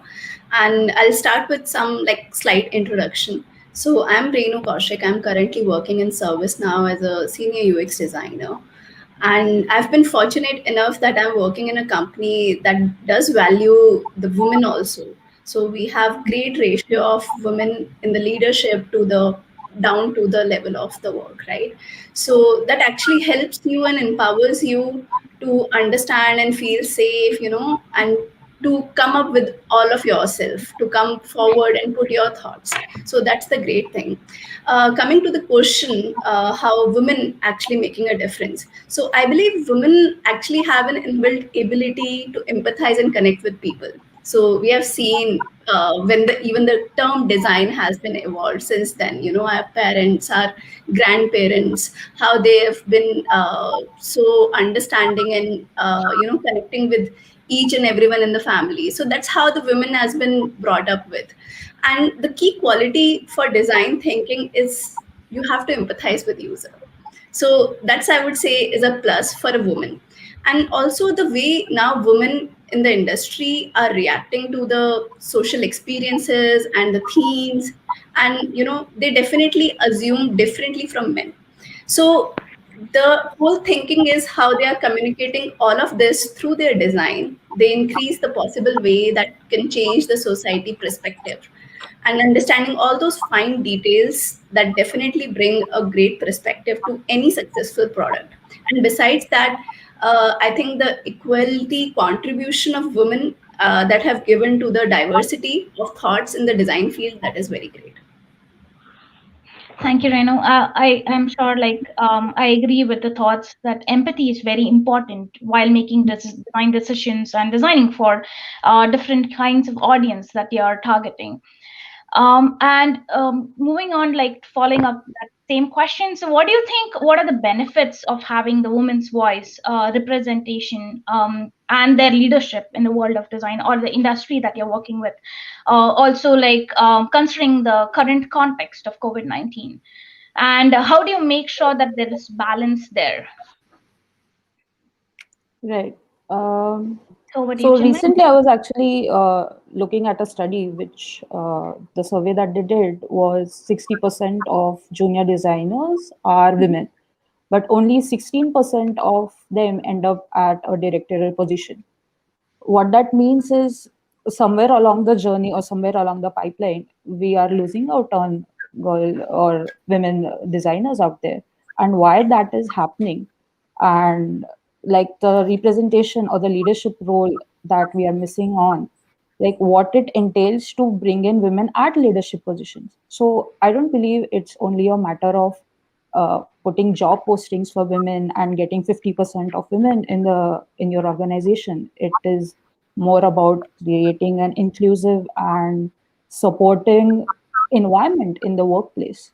What that means that women can actually come up with ideas and freely represent or freely express themselves and have the room to even fail and to experiment.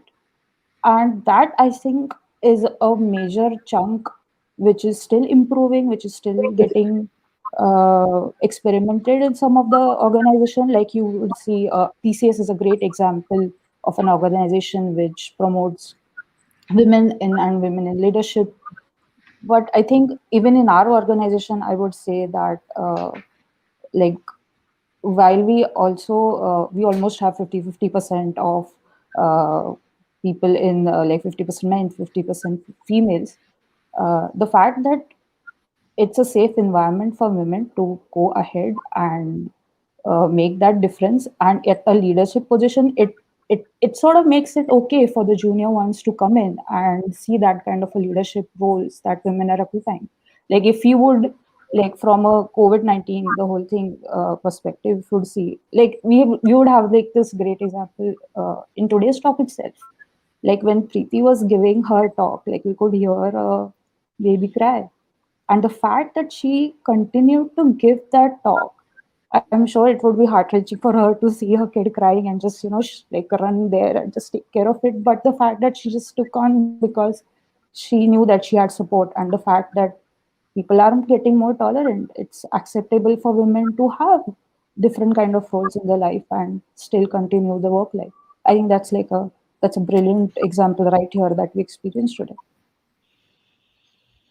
Thank you, Chinmay. Riddhi, your thoughts? Yeah, sure. So what I believe is that women are especially good at building relationships, and with whether it is with their peers or whether it is with their managers, and they do this through collaboration. So if somebody has a woman manager, she would be probably the one, like at least I am probably the one who would encourage people in my group, in my team, especially the ones who would otherwise not participate. So pushing them, engaging them actively in discussions and projects, giving them responsibility. So all this takes the organization forward. So there is more growth in that nature.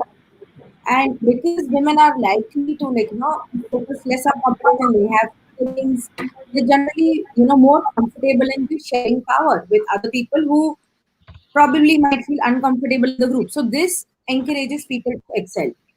And women already excel at soft skills. So that is what they bring on board, along with the innovative ideas and the fresh perspective and everything. And like, Chinmay said that, Preeti's example is actually great. When men stayed an entire year at home, they know how many responsibilities a woman has to take care of when she's working and when she's also taking care of the house. And then they can actually appreciate, women are multitaskers. We had all those memes, we had all those graphics coming out with women being shown across as multitasking and everything, etc. So it's proven that we can take care of things in a very organized manner, probably not complain so much in the process, and do dual responsibilities. Thank you, Riddhi. Renu, your thoughts? Yeah, I totally believe that having a woman leadership in any company or any organization will encourage to have or create an environment where women would be encouraged to work, where women can thrive. They feel that they come forward, they feel that they are heard. They can come and connect with the leadership and understand what all other things that women has to being a multitasker, being a working woman, being a working mother, they have to face, right? And I believe this is the responsibility of the company to understand all of those things as well. So what other responsibilities women has to do apart from the work, and to create a safe environment for them. So as we have seen how the effect of pandemic has been intensified this challenge, especially for females now, because they have to do the double shift. There is this line of work and home environment has been very thin and very blurred now, because you are at home, you have to do other things also. So if company makes a significant investment in building a more flexible, empathetic workplace, so they can retain more employees there, people also feel nurtured in such a culture where women have the equal opportunity to achieve the potential over a long time. and doing the other stuffs and responsibility as well. And also, I would like to add, along with the companies, it is also the responsibility of your family who is there with you. You know, they need to understand that being a woman, you have to do both the jobs. So they will also come forward, help you in the other things, so you don't have to take the burden of everything to yourself. That's very true. Like, having all the context of like how people are we working from home and trying to deal with things and also managing their own career, because it's a high competitive world. You need to be also on the top to be well on your organization and on the top of my people's minds to have you considered across. So I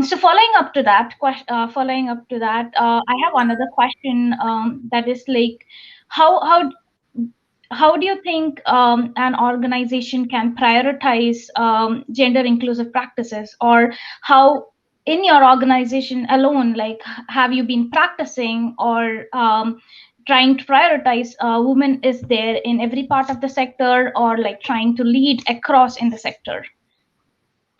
Over to you, Chinmay. Right. Uh, yes, absolutely. Like just the example that I gave you, in our own organization, we make sure it's inclusive, not just for women itself, but across all roles as well. So, like classic example, I would give that we do this like twice a year or once a year activity of mapping out the roadmap.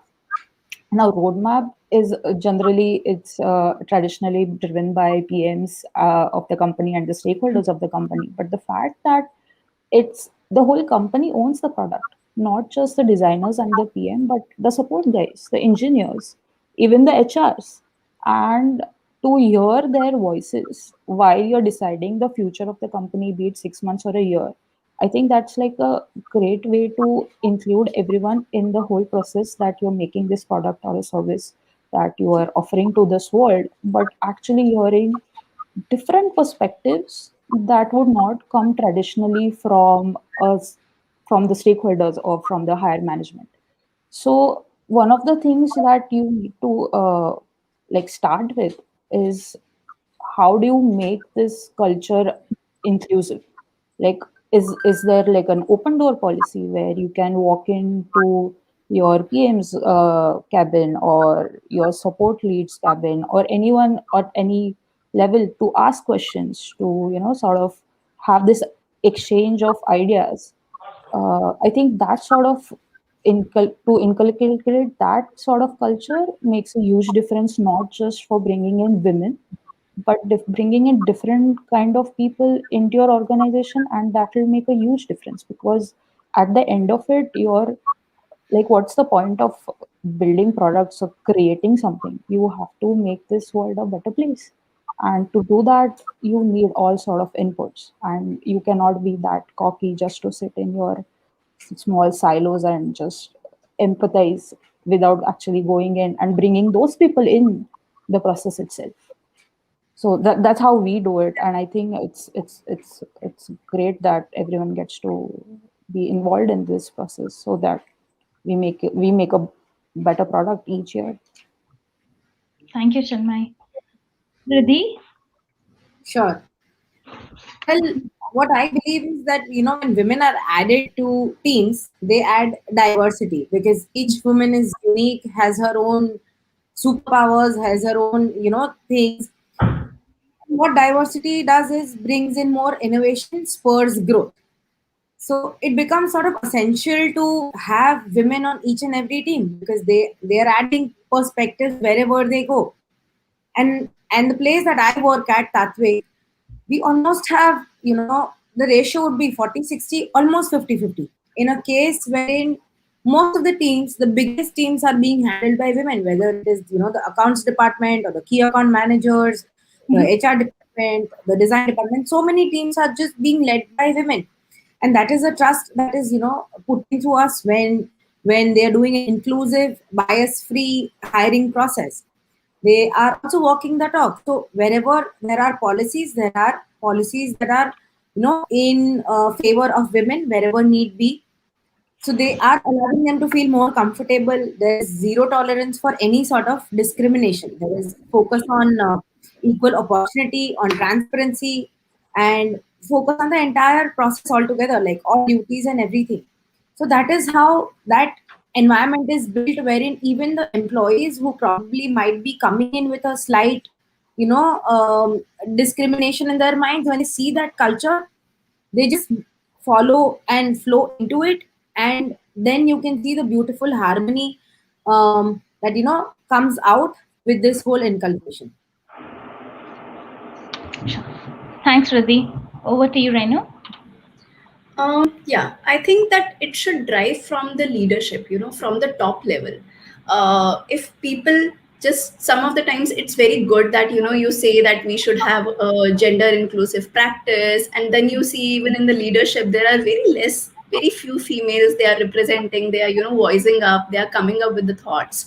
So it should come from the leadership, it should come from the top level itself, and the company should make policies, they should be very committed towards this, that they have to keep the ratio, they have to bring in more females, they have to make an environment, inclusive environment and a culture, or along with the facilities. So we have seen recently in many of the companies, if females in their phase of maternity or any such phases, you see how with the terms of help that they come up with, the ergonomic chairs they will provide to them, that all of these things will encourage women to come forward, to feel that the company also understand their perspective, the company also understand their needs and working towards it.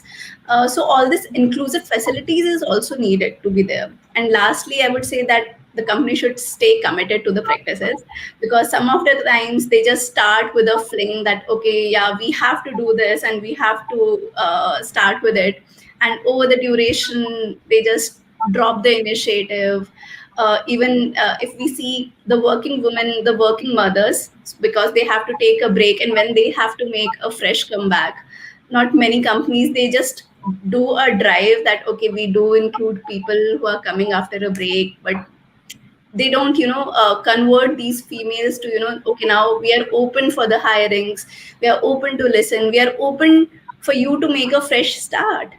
Yeah. So all of these things, they have to stay true to itself also.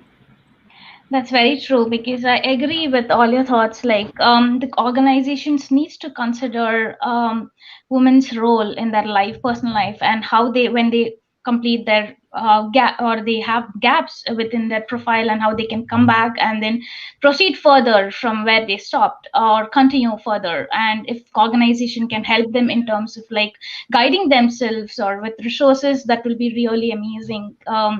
For women leaders across the organization. So, moving on, I'll just pass the floor to the audience. So let's see if we have any questions in the audience section, and then maybe we can ask a couple of them as time permits. So we have one question coming in from Sam. So he's asking Chinmay. So Chinmay, being a CXO in her company, how has it been different going from an influencer or an M to decision maker sitting with you? Right. So definitely it did not start with influencing right away, because you actually have to prove to the stakeholders and to your team, which might be not non-designers. It could be the engineering team, it could be the support team. The fact that how design is making an impact, or how that particular persona study is going to help you close a client, or how changing a sprite sheet for that matter is going to optimize the way that app loads in the browser.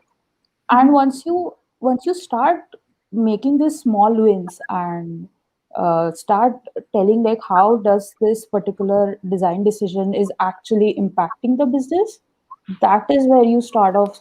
At least that's where I started making headways, because like most of the stakeholders do not actually care about the design outputs that which we have been traditionally taught in design schools, that you need to do this process, this process, this process, this many usability test, and all, so on and so forth. It's like your headache. So stop buying or stop selling these kind of outputs to the organizational heads which are actually funding this. Of course they are needed, very much needed, but the kind of outcome that needs to be conveyed, I think that is where the table started to turn as to how it is improving the business, how you're getting in the clients, and once you get in the clients, obviously the services or the product or the design uh, is given more leeway or is given more importance to, okay, if this change this, let's start experimenting with this. So that's actually how I started making a shift in the organization. So like it became like everyone's job to support design, not just a designer's job to support. Thank you, Chinmay. Any other thoughts, Renu and Riddhi, on this topic? Okay, I guess there is one more question coming in. I guess it's again following up with the same answer that Chinmay gave. Decision makers traditionally don't convince people; they just tell. As head, why don't you? Uh, if anyone has read the book by Simon Sinek, it starts with why. I think it's like fundamental for every human being as to why you're making something. If it's a code line of code change or like doing an Excel sheet or whatever it is, if you tell them how this is going to impact the company, the role, I think you get themselves convinced that okay, I need to do this. I need to do this for my role because I'm in charge of it. It's not because I'm doing it for because Chinmay said it or because my CEO said it. It just it's a very short term strategy. If you would go on demanding such things from people, you'll either end up with very mediocre results or very nasty team dynamics, which like who wants that? Like you get the person convinced that this is what needs to be done. I mean, it's pretty smooth, right? True. I completely agree. Thank you. I know we are like close to time. So thank you to all the panelists who joined in, Chinmay, Rati, and Renu. It was great interacting with you. Had a lot of learnings, and I hopefully like the organizations and the team and the women leadership have got inspired with all the insights that you might have shared today. Thank you. Thank you, Vanna. Thank you for having us. Thank you so much. Thank you. Thank you, everyone.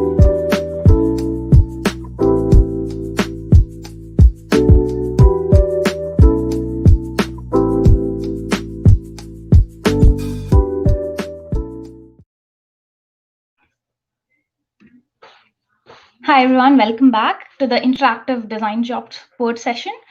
So today we have our couple of jobs that is open to the audience. They can like see the jobs and see how they can apply. And we have some organizations, maybe some members from the organizations who would be like giving a quick gist about some of the jobs that we have. So first with us is a job for conversational designer from Haptic. So Michelle will be speaking more on this. Michelle, over to you. Would you like to like give a quick glance on the job post? Sure. I hope I'm audible. So we're hiring after a year for 2 conversation designers full time, preferably based in Bombay. But if you're remotely available anywhere in India, we're open to that as well. You'll find a lot more details in the job description itself, but we're primarily looking for people who have an interest in conversation design and have prior experience working with conversational interfaces or have written or have great skill in writing. So we're aware that conversation design is a new space and that you may not necessarily have prior experience with conversation design before. So we're open and if your profile fits and we find that your skill sets align well to this role, we'd love to hear from you. So don't let anything stop you from applying for this role. Thank you, Michelle, for giving a preview about the job description. I hope everyone can take it further from here and you will have like a lot of applicants joining in. Thank you. So over next, I will just quickly browse through some of other jobs that we have in our job board. It's from Frozen Iris. It's a position for senior UI designer with the 3 years of experience. Location is remote. And the experience that they are looking at is information architecture, prototyping, wireframing, user testing, and some exposure towards UI tools like Figma, Webflow, Photoshop, Illustrator, InDesign, Google Suite, and anyone who has a curiosity to learn more. So apply apply over the email link posted here on the screen, that is let's talk at frozenitis.com. So that's about the second one, and we have a couple more. So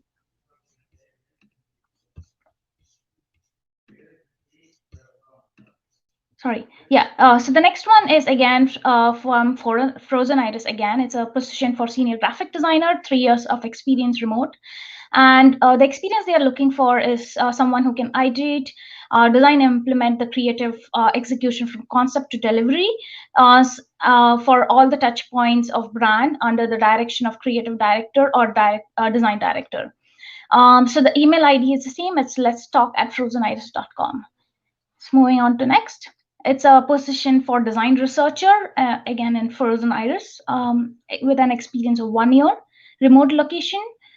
Experience they are looking for here is a person coming from humanistics, management, or a design background with an elementary of understanding of design and visual communication.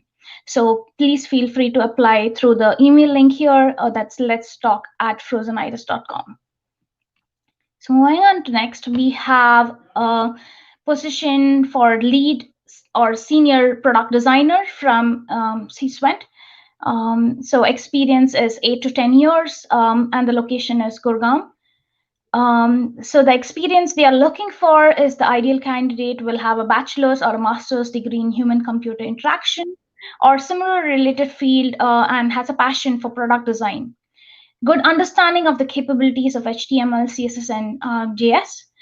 So go ahead and apply through for this job position at weekenodia@cswent.com.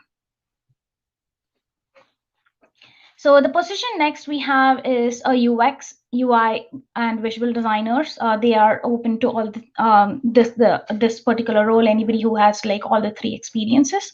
So the location is Bangalore. The experience they are looking for is not posted here. Well, like maybe please feel free to follow up with the team here at designers. And the email ID that you can apply through for this job post is hr@designers.com. Next position we have is for design researcher. This is at Mentors Management Consultancy Private Limited. The experience they're looking for a candidate who is 4 to 9 years. The location is Hyderabad or Pune or Bangalore. So the experience that a candidate must have or should have or can have would be experience in designing for various devices and systems, that is mobile, handheld, TV, and display systems. So please go ahead and I guess the email ID here is wrong. Maybe.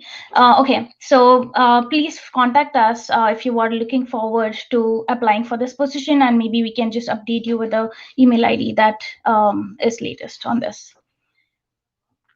So the position next is for Indeed, for a senior, for a UX designer. Sorry about that. It's for a UX designer, and the experience they are looking for is 3+ years. The location is Hyderabad. And experience a candidate who is skilled in interaction and visual design and able to autonomously and continuously improve the quality of our products with a degree in human-computer interaction, information design, graphic design, or related design experiences or behavioral science discipline. So apply at sdarga@indeed.com. So that's mostly about our jobs that's posted today.